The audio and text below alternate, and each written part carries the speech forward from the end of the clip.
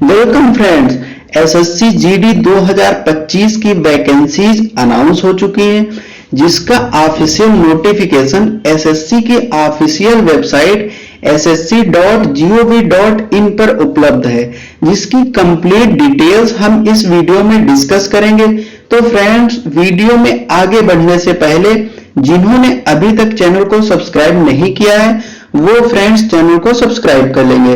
तो यहाँ पे नोटिफिकेशन में सबसे पहले हम देखते हैं कि यहाँ पे आपकी इंपॉर्टेंट डेट्स दी हुई है जो कि कांस्टेबल जीडी के नोटिफिकेशन में है। तो सबसे पहले यहाँ पे देखते हैं कि dates for submission of online application form 5/9/2024 से 14/10/2024 तक चलेगा, यानी कि 5/9/2024 से आपके ऑनलाइन एप्लीकेशन फॉर्म स्टार्ट हो रहे हैं। उसके बाद है लास्ट डेट कब है इसकी, time for receipt of online application form 14/10/2024। उसके बाद है लास्ट डेट फी पेमेंट की कब है, 15/10/2024। ये फी पेमेंट की लास्ट डेट है।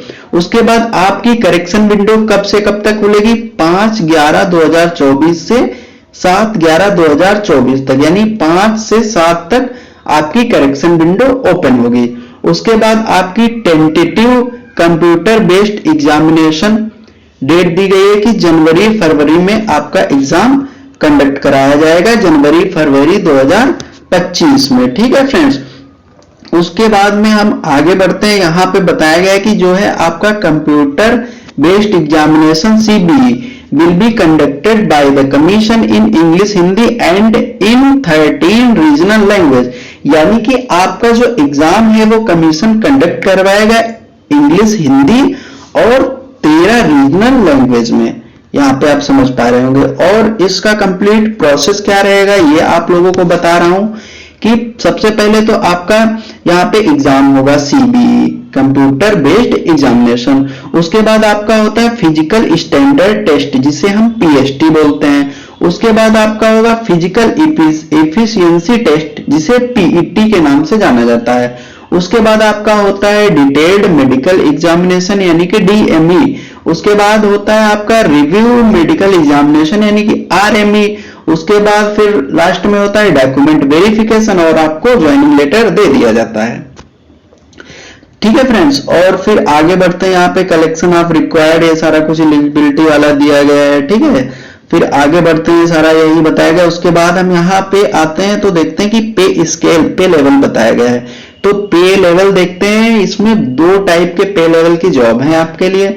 सबसे पहला है पे लेवल फर्स्ट जो कि 18,000 से स्टार्ट होकर 56,900 तक जाता है, जो कि किस पोस्ट के लिए, पोस्ट ऑफ सिपाही इन NCB, यानी NCB नारकोटिक्स में सिपाही की जो पोस्ट है उसके लिए है। उसके बाद दूसरा जो है, जो बाकी सारी पोस्ट है अदर पोस्ट बची वो पे लेवल 3 में आती है। उनका पे है 21,700 से वो जाता है 69,100 रुपए तक। ठीक है, 69,100 रुपए तक। इसके बाद हम आगे बढ़ते हैं तो यहाँ पे डिटेल्ड वैकेंसीज दी गई हैं। क्या डिटेल्ड वैकेंसीज दी गई हैं। यहाँ पे हम देखते हैं कंप्लीट वैकेंसी कितनी है, 39,481। तो पहले हम देख लेते हैं कि इसमें कितनी वैकेंसीज निकली हुई हैं। तो सबसे पहले हम मेल की जो वैकेंसीज हैं उनके बारे में बात करेंगे, उसके बाद फीमेल की। तो मेल की देखते हैं BSF में वैकेंसीज कितनी है। पहले तो कैटेगरी वाइज दी गई है, SC ST OBC EWS unreserved. ठीक है, तो BSF में SC की है 2018, ST की है 1489, OBC की है 2906, EWS की है 1330 और अनरिजर्व्ड की है 5563। तो इन सबको ऐड करके यहाँ पे BSF की टोटल वैकेंसीज मेल के लिए बन जाती हैं 13,306। ठीक है, सबसे हाईएस्ट वैकेंसी BSF में ही निकली हुई है। उसके बाद हम यहाँ पे देखते हैं CISF की वैकेंसी, जैसे ही कैटेगरी वाइज है। उसके बाद टोटल वैकेंसी मेल की CISF की है 6,430। उसके बाद सेकेंड हाईएस्ट वैकेंसी है CRPF में जो कि है मेल की 11,299। उसके बाद आती है SSB, इसमें है 819 वैकेंसी। उसके बाद है ITBP, इसमें है 2564 वैकेंसीज। उसके बाद AR यानी कि असम राइफल्स, इसमें है 1148 वैकेंसीज। उसके बाद आता है एसएसएफ, इसमें है 35 वैकेंसीज। उसके बाद एनसीबी, इसमें है मेल की 11 वैकेंसीज। फिर आते हैं तो टोटल हो गई मेल की वैकेंसीज 35,612, यानी कि 35,612 वैकेंसीज मेल के लिए है। फीमेल की देखते हैं कि बीएसएफ में है कितनी, 2348। उसके बाद सीआईएसएफ में है 715, सीआरपीएफ में है 242, एसएसबी में कोई भी वैकेंसी फीमेल के लिए नहीं है, 0। आईटीबीपी में है 453, एआर यानी कि असम राइफल्स में है 100 वैकेंसीज, एसएसएफ 0, एनसीबी 11 वैकेंसीज। तो टोटल जो है फीमेल की वैकेंसी निकली हुई है 3,869। तो ग्रैंड टोटल देखते हैं, बीएसएफ में हो जाता है 15,654, CISF 7,145, second highest CRPF 11,541, SSB 819, ITBP 3,017, Assam rifles 1248, SSF 35, NCB 22 और टोटल वैकेंसीज यहाँ पे हो गई 39,481, यानी कितनी, 39,481 वैकेंसीज टोटल निकली हुई है।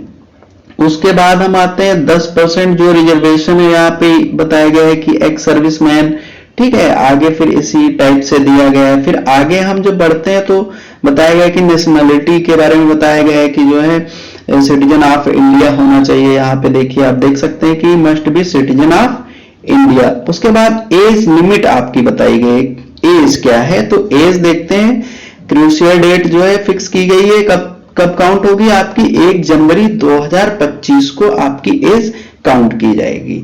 कब, 1 जनवरी 1/1/2025 को आपकी एज होनी चाहिए 18 से 23 साल, यानी कि आपकी मिनिमम एज है 18, मैक्सिमम है 23 और काउंट हो रही 1/1/2025, ठीक है। और नॉट बिफोर बॉर्न दिया गया आप होने चाहिए 2/1/2002 से, यानी कि 2/1/2002, ठीक है। एंड नॉट लेटर देन लिखा है 1/1/2007, कितने, 1/1/2007। और एज रिलैक्सेशन उसके बाद में बताया गया है कि SC ST के लिए एज रिलैक्सेशन है 5 इयर्स का, OBC के लिए है 3 इयर्स का, ex serviceman 3 years after deduction of the military service rendered from the actual age as on the date of recognition।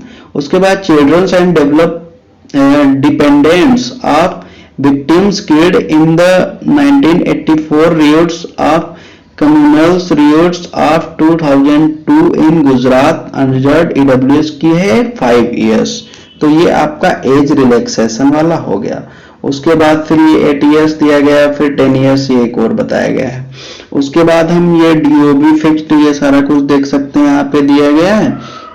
उसके बाद आगे बढ़ते हैं, जो मेन पॉइंट है एक्सप्लेनेशन यहाँ पे दिया गया है।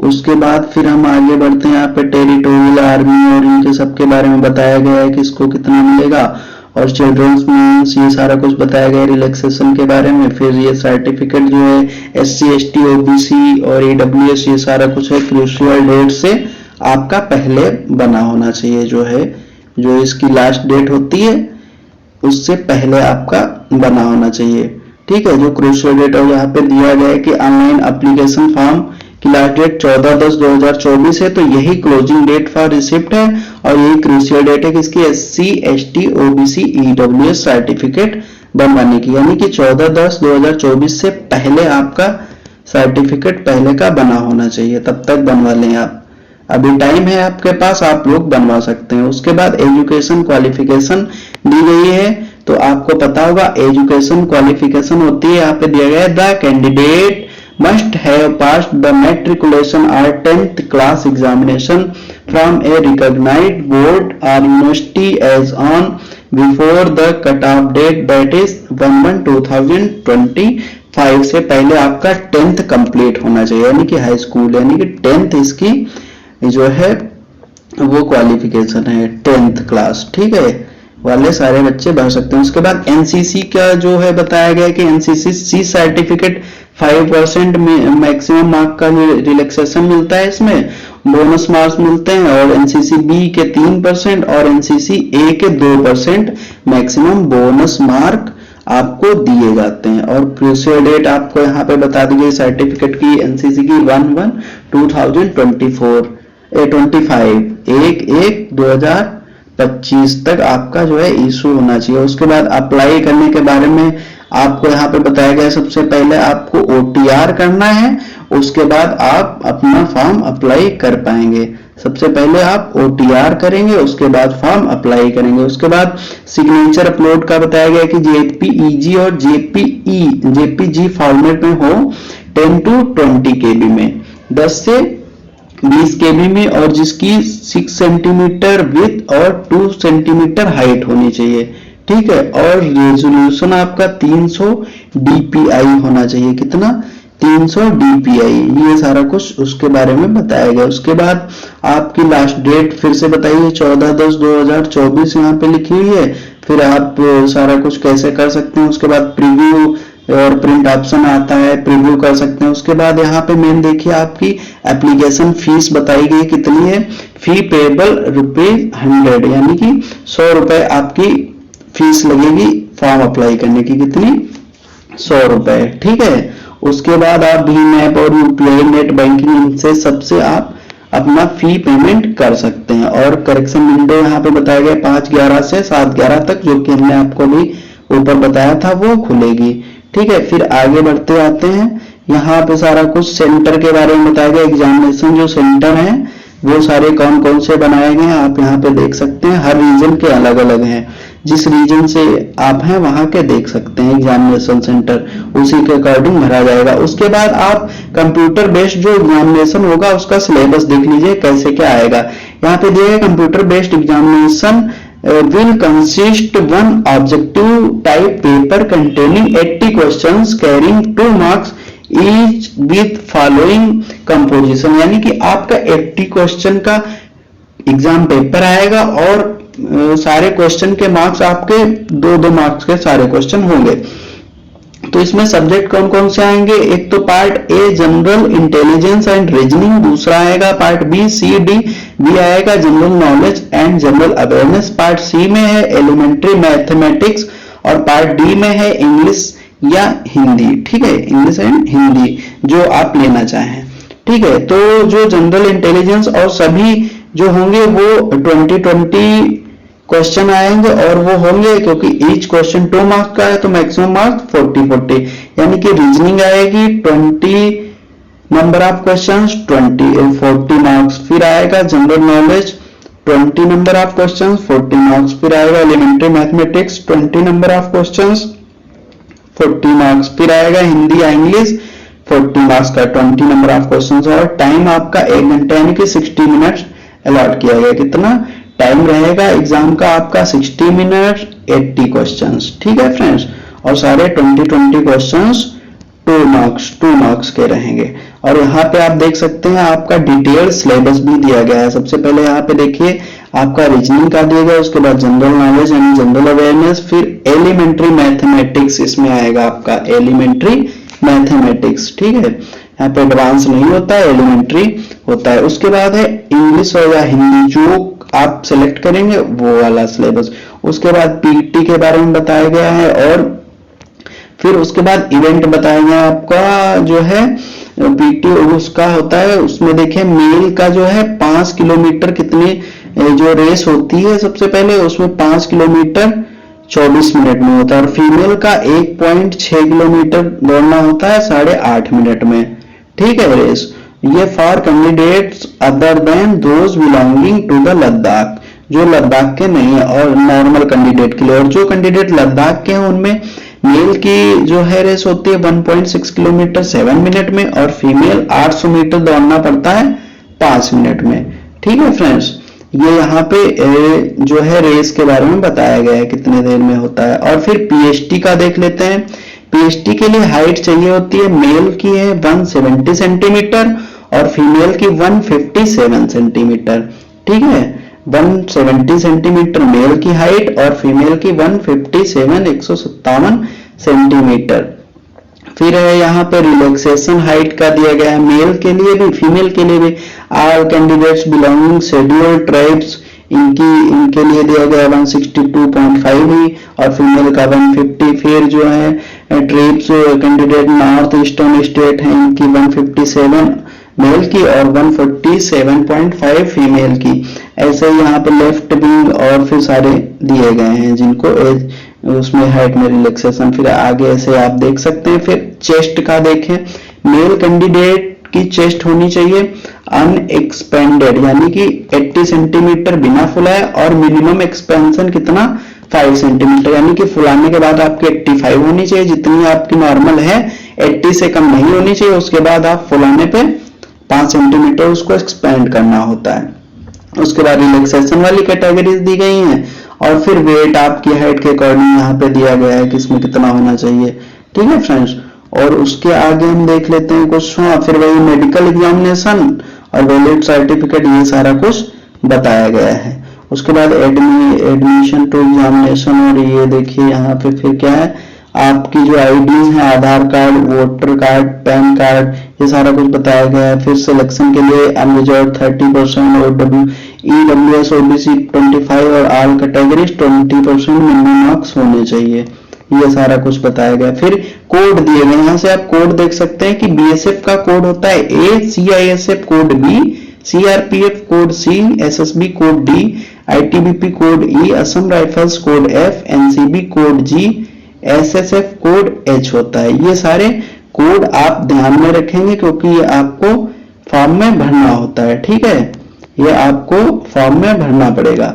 उसके बाद हम देखते हैं यहाँ पे कुछ खास नहीं दिया गया है, ये सारा कुछ हमने जो मेन था वो सारा कुछ देख लिया। तो फ्रेंड्स आई होप आपको यह वीडियो पसंद आई होगी और यहाँ पे हम लोग देख लेते हैं कि फिर सारा कुछ ऐसे ही दिया गया है, कंप्लीट डिटेल्स यहाँ पे SSC और सारे रीजन्स वगैरह दिए गए हैं। फिर यहाँ पे देखते हैं क्या है, हाँ फिर यहाँ पे फॉर्म के लिए बताया गया है जिसका हम अलग से वीडियो बना देंगे कैसे आपको एग्जाम फॉर्म भरना है। तो फ्रेंड्स अगर यह वीडियो आपको पसंद आई हो, आपको हेल्पफुल लगी हो तो वीडियो को अधिक से अधिक शेयर करें, वीडियो को लाइक करें और चैनल को सब्सक्राइब करना बिल्कुल भी ना भूलें। बहुत बहुत धन्यवाद।